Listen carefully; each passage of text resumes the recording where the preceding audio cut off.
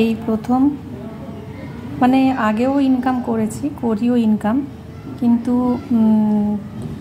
প্রথম আর কি, মানে হঠাৎ মনে হলো যে গোপালের জন্য নিজের ইনকামের পয়সায় কিছু নিয়ে আসি। তো সেই জন্যে সামান্য শুধুমাত্র গোপালের জন্যই এনেছি, আর যা যা ছিল সবই আছে ঘরে। তো সেই কারণে এইটা হচ্ছে গোপালের পাগড়ি, এটা হলো গোপালের জামা, এটা হলো গোপালের হাতের চুড়ি, আর এটা আটকড়াই ভাজা, এটা হচ্ছে তিলের নাড়ু, এটা হচ্ছে নারকেলের নাড়ু, এটা হচ্ছে ফল।